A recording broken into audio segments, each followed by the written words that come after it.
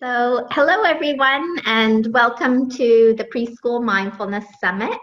I'm really excited today to introduce you to Bonnie Weiss. She is the founder of the School of Mindful Arts, and she is an amazing person and amazing practitioner of mindfulness and teacher of mindfulness. She has very, very creative ways of working with young children and with youth, and has worked with children 3 to 18. She has worked in both Waldorf and Montessori schools, and she's just a really interesting person to follow on Facebook. First of all, if you don't know Bonnie, I'm sure a lot of you do know her, but she posts really wonderful practices and things that she's doing with the children. So I always love talking to her and seeing what she's doing. So thank you so much for joining us today on the summit, Bonnie. Well, thank you for having me. It is such a joy to talk to you. Thanks. Included with all these amazing presenters you have. You have quite a year. Yeah, it's a great, people are so giving and sharing their knowledge. So I'm really grateful for that. And I'm really excited about what we're going to talk about today. So Bonnie's kindly given us a resource called Suggested Elements for a Peace Place in a Pre-K Classroom or Home, which we might talk about a little later. So there'll be a link for you to download that, and all of her information about her company and her social media links and things like that will be there. But today we're going to talk about mindfulness in Waldorf and Montessori education, which I think is a really fascinating topic. So really looking forward to it. So Bonnie, tell us what mindful elements you see in both the Waldorf and the Montessori education systems, what they have in common there. Well, it's very amazing to me. I first taught at a Waldorf school. I was a pre-K assistant, and then I substitute taught at Montessori school for several years, and then I became a mindfulness teacher. And it so much prepared me for taking this on full time. And the more I've sat with it, the more I realized that even though Montessori started in 1907 and Waldorf in 1919, so decades before John Kabat-Zinn in 1999, they really were doing so many elements. Some of the articles I read even say it was, a predecessor or laid the groundwork. And I think one of the biggest things that they have in common that we as mindfulness teachers also do is really focusing on the inner life of the child, not just the whole child development, which, that's quite a catchphrase. Yeah. The whole child, but really the inner life of the child too. And they also both have a huge focus on going outside into nature every single day in almost any weather. It's actually amazing. The Waldorf school I was at, it had to be under 10 degrees without wind chill before we would even consider not taking. Right. That's awesome. Yeah. And Montessori as well, but it's slightly different. And people who've taught both or studied both, this is pretty indicative of the difference in the pedagogy all along. Both send the kids outside every day, almost no matter what. But at Waldorf, it's more of for free play and imaginative play, whereas in the Maria Montessori really regarded nature as an extension of the classroom. So it's more likely that there would be sort of a flow between play and working in the garden and maybe having an environmental lesson.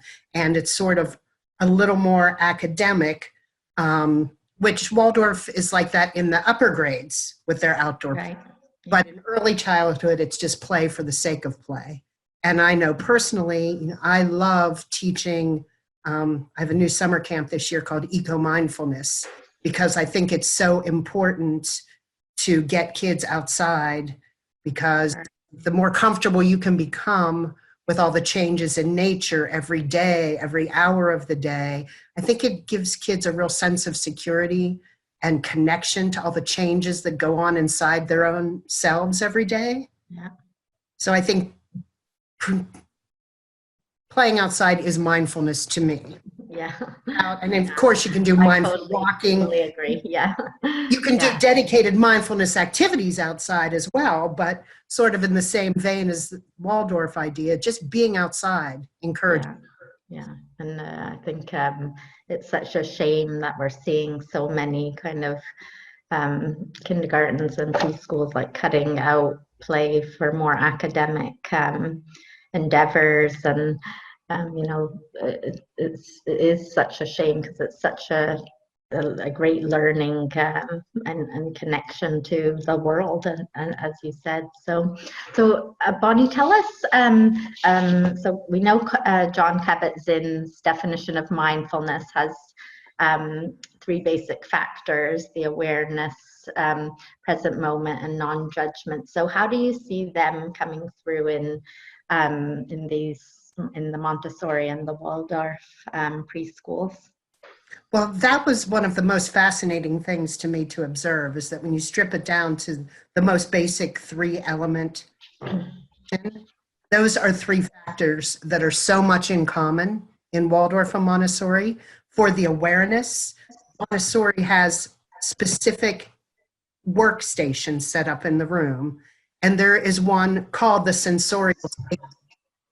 And everything there are tasting, listening. They have scent jars, which I just make cotton balls inside an empty salt shaker. Yeah. Kids work on identifying, and they just have all of that, not necessarily making the connection to we are learning to use our senses to stay in touch with our bodies to self-regulate, which is the way I present it when I present sensorial lessons, but they're still teaching that skill. And the Waldorf classrooms, they are very specifically, intentionally designed to avoid overstimulating the children's senses so that they don't have a lot of input. In both schools, there is a real mandate against any media or characters. You're not that I have anything against Paw Patrol, but you are never going to go to Waldorf school and have every square inch of the walls covered with posters like that. Or a Montessori classroom has a lot more items, but they're all so curated. And if there's things on the walls, there be maps and pictures of different looking children playing together. It's not going to be frozen everywhere. And I think that is a very thing, because I tried from the time my daughters were little to have them be mindful consumers of media. And, they didn't like it at the time. They were the last kids to be allowed to have an iPhone or anything else. Right. But I think, that is to me an element of the awareness part of mindfulness, is actually using all five senses to be fully present, not to have so much input all the time that you're numbed to it. Yeah, and I see that all the time, all over the world, like these overstimulating classrooms with things hanging in every place, and it's I feel it, and then Reggio or Montessori, or what, they've got these such beautiful, clean, and all natural colors and things in the classroom, don't they? That are really, really beautiful. And so, yeah. I'm sorry, as far as the present moment, and I'm just thinking, you said Reggio, I didn't even touch on that. That's a whole nother topic. A whole other area to research. Those schools really have a huge, not just the awareness, but a huge focus on the present moment. Yeah. The ways they do it is in both types of schools, you will always see even toddlers, 18-month-olds mopping floors. The use of chores and work, not in a begrudging way, but in sort of a joyous way of being fully present. You're wiping a table, to be appreciating the grain of the table. Yeah. It's a way that really focuses on present moment in both.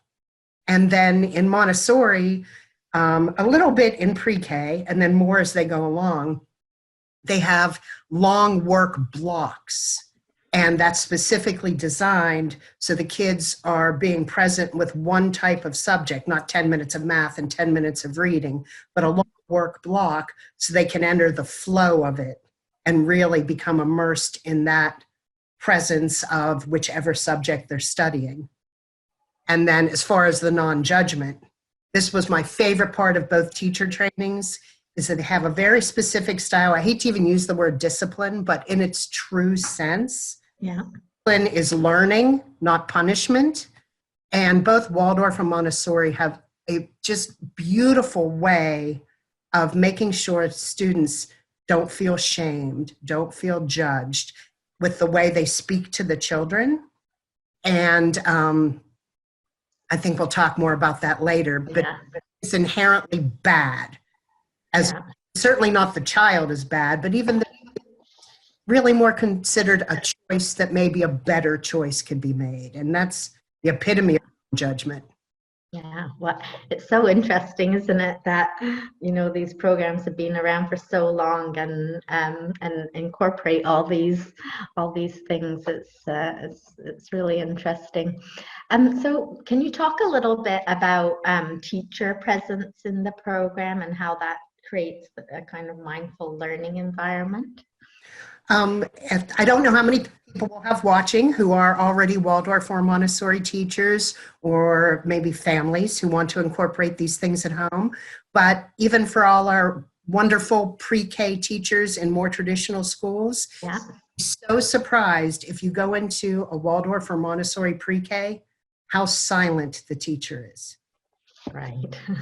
Fairly little adult talk, which was very challenging for me at the beginning, because I was thought from what I was trained as a parent and other types of teaching, is there's just sort of a continual pattern that the adult often has going in the room. Yeah. And we don't even realize that we're doing it. And to me, I was always like, it was almost like my teacher model. But in Waldorf and Montessori, the teachers are quite silent, because they don't want to draw the kids away from their awareness and present moment thinking by having to peripherally always be listening to what the adult is saying. And it's more your presence, the quality of presence. And the most beautiful way someone ever explained it to me was being the invisible mountain. Right. They're comforted by your presence and your calmness. And they really do, with mirror neurons, kids modulate off of the adults that are around. I mean, we all see it every day. A child starts to down, the adult starts to get nervous, the kid gets more nervous, escalating, whereas, this quiet, solid, silent mountain presence that the teachers have in Waldorf and Montessori is very different. And to me, it was exactly the same as what in my mindfulness teaching I was taught to call holding space. Yeah. So interesting, and I love that analogy of the mountain, and I think we see that a lot as well, of a lot of chatter, and even when asking questions, right? No wait time, and I know I've been guilty of it myself. Wait 2 seconds and then spit the answer out yourself. So I think that's so important, of just giving children time to be in flow, as you said, to to be present in what they're doing, and all their curiosity and everything comes out. And so not to intrude on it with even things like saying, oh, you look like you're having a good time. Even if we're trying to be supportive, we're intruding on the world they're inhabiting at that moment if we speak to them too much. Yeah, interesting. That was challenging. It's challenging. It's challenging, but that's all the more reason I thought it was supposed to come into my world, because I needed to know it. So, Bonnie, tell us a little bit about what some of the differences are between Montessori and mindfulness, in how we speak to the children. Like, I know you've just been talking about it, but what about when we are speaking to the children? It is absolutely fascinating, and it takes a while of immersion to sort of translate. I mean, I feel like often we're translating, right? There's the parent way to speak, or the quote unquote regular adult way. Then, there's the mindful parenting way, there's the Montessori teacher way, the Waldorf teacher way. But in both of them, the most important thing is never to shame a child or hurt the developing will, which can really be hard for adults and their ego. Yeah. How many wonderful teachers and parents I know that the thing that can push their buttons the most is if they feel a kid is testing them too much or not respecting that they're the authority or the dominant ego in the room. The idea of letting go of that because you don't want to dampen down their developing will is kind of a real different way to look at things. And in a Waldorf school, in pre-K, when you are redirecting a child, you do not even say their name, which was, I thought, interesting, because if you name them, it's already personal. Right. Called attention to them, even if it's something as simple as, Summer, please don't climb on the chair. That would be viewed as not the proper Waldorf speak in pre-K, because now everyone is looking at Summer. You've called attention to her and you've said don't. We try very hard not to say don't. Yeah. Others are now teenagers and it's just dawned on them. They said, Mom, you were like an evil genius. You know, we'd ask for candy and you would say, yes, you may have candy after dinner. And they just finally realized what had been going on. Really part of the teacher training I had to try not to say no or be negative, but to frame it in a certain way that it's positive. So instead of pointing out a child or saying no, I'll use my example of Summer, please don't climb on the chair, which certainly sounds kind, right? But in Waldorf, you would say something like, in our classroom, we sit on the chairs. Right. Yeah. Yeah. Interesting. And if someone is, pushing or touching someone else's body, it would be my way usually to say, please don't do that. Please respect personal space, but it's too personal. And for a child as young as 3 or so, the Steiner philosophy is that could induce shaming. So you would just focus on the hands. Hands are for playing. Hands are for drawing. And if they seem to not get it, which was something I always bring up, like, you are expecting a lot for a 3-year-old to know that means them. Yeah, yeah. Saying their name. Then other ways to bring it up would be to actually touch them. When you say hands are for drawing, and then maybe give them some dishes to wash. Or in both Waldorf and Montessori, being the teacher's special helper, giving them responsibility and a job and something else to be doing to draw them away from whatever situation is not so desirable. Yeah. It's a tactic. In Waldorf specifically, if something becomes ongoing and your very subtle comments aren't working, a Waldorf teacher would then find a story to tell during circle that would bring the lesson into the room, but still in a universal, impersonal way. If you have a problem with a child not telling the truth, you would never say, don't lie. You would say, oh, we value honest words in our classroom. And you would work on that. And if the week goes by, it's not working, well, the next week in circle time, all of a sudden the boy who cried wolf would appear as one of the stories that would be repeated in circle. Yeah, wonderful. And I mean, that brings a lot of kindness into the classroom as well, doesn't it? It's not singling people out and bringing in that negative or, Right. Driving down a child's self-esteem by, as you said, pointing them out and everyone turning and looking. So I think that's a really important lesson for all preschool teachers. So I know you have lots of practices that you can share with us. So tell us about the the 5 literacies in Montessori and Waldorf that can help us with mindfulness education. Well, this was one of the things that really was mind-boggling to me when I started learning about mindfulness. Is I am a very huge fan of Daniel Rechtenstoffen and his literacies of engaged mindful teaching. Yeah. And in Montessori schools, Maria Montessori, decades ago, broke down her teachings into 5 different literacies she was working with. Yeah. And I thought that was just truly amazing. And some of them are the same, some of them aren't. But in Waldorf and Montessori both, there are elements that so clearly address those 5 mindfulness literacies. You know, starting with the physical, in a Montessori classroom, yoga is always one of the works available in the classroom. And there's a specific activity that Maria Montessori herself invented called walking the line, which is so much like mindful walking, at least every month. And in Waldorf, for the physical literacy of mindfulness, there's actually a lot of movement and circle time.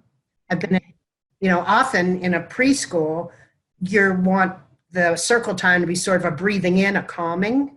Yeah. In Waldorf circle time, there's a lot of movements, whether it's repeated hand gestures or even getting up and moving. And they also have a practice called eurythmy, which is invented by Steiner. It's a movement therapy that's also considered a performance art form.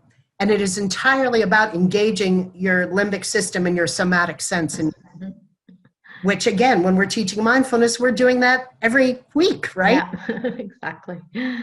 Yeah. And then, I hope if our wonderful friends watching haven't read the book about the 5 dimensions of teaching engaged mindfulness, please read it. This will mean even more to you. Yeah. But the second is emotional, and they're sequenced in this way, at least in the way I write my mindfulness courses. Yeah. Start with the physical, so a child gets used to living in their body and using their 5 senses and their breath to self-regulate. But then you start to work with the emotional literacy. And in Montessori, the 5 areas that I was talking about are self-awareness and empathy. Now, Helen, are those not 2 of our biggest, most primary things that we teach in mindfulness? Yeah, exactly. Others are motivation, self-control, and courtesy. And in Waldorf, there's a really strict mandate in pre-K against intellectualizing emotions. You would not see someone saying to a child in a in a Waldorf classroom, "Oh, I see you're feeling sad," or trying to label it in any way. You'd be back to that just like calm presence. But they do several times a day. How they access the emotional growth is through contemplative art. They're watercolor painting, sculpting, handwork, starting with finger knitting. That is the way they work with those emotions and don't start naming them or sort of being academic about it till they're older. And then the mental literacy of mindfulness in a Montessori classroom is there's a lot of your basic SEL, social emotional learning skills, where they do name emotions and recognizing social cues and work with often the face expression flashcards and different things like that. Whereas, again, the Waldorf would be the teacher modeling, how we keep our self-control and are in charge of our self-regulation is sort of teaching the mental literacy of mindfulness. And then the last 2 are the social and the global. And I'm sure everyone who's watching, especially if you've lived in the whole world, knows that in Montessori, even the very early childhood classrooms, they have a daily community meeting. where children can discuss themselves, the environment of the class. And so beautiful. Again, the full non-judgment. They have to always have acknowledgments, neutral word for compliments, and observations are what a complaint could be. So it's the very essence of mindful communications and Yeah. skills. And then Montessori also has entire lesson blocks, those extended blocks. Some of them are called lessons of grace and courtesy. Right. And they overlap. Do you teach NVC, nonviolent communication, as part of your practice? Yeah, a little bit. Yeah. Me too. And Yeah. that's exactly what, I can Yeah. be part of mindful teaching, and they do that in Montessori. And then in Waldorf, Amazing. incumbent on the teacher, but one of the big goals of the teacher is to build a compassionate family of students. And one of the ways they do this is the sacredness of the shared meal. So the social element, it's again, not so much discussed and intellectualized as much as the teacher holding the space and eating together and learning to cooperate that way. And then the global literacy, Montessori education, they start with social studies, cultures in pre-K. I've seen kids know more countries on a map than a lot of that I know when they're 5 years old. Yeah. And there's a lot about world cultures and a lot of pictures all around the room that represent the way international children look. And again, do you use the just like me lesson ever in your mindfulness teaching? No, I don't know that one. What's a guided meditation about compassion? Okay. Think of others and you come back to, as the teacher guiding it, just like me, they want to be warm. Just like me, they need enough to eat. And Okay. this Montessori attitude really felt to me like that just like me meditation, the commonality of all the different children in the world, Yeah. focusing on differences, which I think is one of the best Yeah. ways to bring peace, is if children learn from a young age not to other anybody. Yeah, exactly. Yeah, I use a really good book when I'm teaching those kind of things by Mem Fox, the Australian author, Oh, it's called Whoever We Are. And it's a beautiful story about children all over the world and what's the same and what are the different, what's the difference, but we all want love, we all want to be happy, and it's a really beautiful story. So it that sounds sounds similar. beautiful. I'm gonna have Yeah, to get that. yeah, yeah, yeah. It's really interesting, Bonnie. Everything you've said, and just all those links to to this education that's been around for what 100 years, and incorporate so many of the things that we're trying to bring in. It's really interesting discussion, and want to thank you for sharing all those amazing insights and ways that we can see where those things are already happening. So just before we end today, is there anything else you want to say to our audience or share with anyone watching? Well, just that I am so grateful for you for putting this together and for people who are choosing to watch these sessions, because I feel like we are planting seeds of kindness in our youngest children, that it is truly the best way to build a more peaceful and more mindful world. And it's really an honor to be part of a community where we all have this value, and in all our diverse ways, we still are working towards the same mission. Yeah, exactly. It's lovely, the connection there. Well, thank you so much, Bonnie. I just wanted to mention also, Bonnie's running a conference in March, so we will try and put the details on this summit if they're available, or we'll send them out later in the month.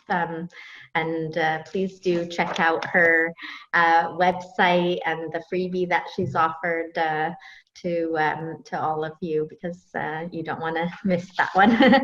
And And the thank you freebie is once good again. teachers and parents. It's, Okay, yeah, teachers and parents. I yeah. tried to So, design something that you could have a peace place in your classroom, but it's we're something at home. Yeah, you do at home too. yeah, so important. Well, thank you. Thank you so Oh, much, thank you Bonnie. so much. Thanks. Nice talking to you. Bye. As Thank you. usual. Bye.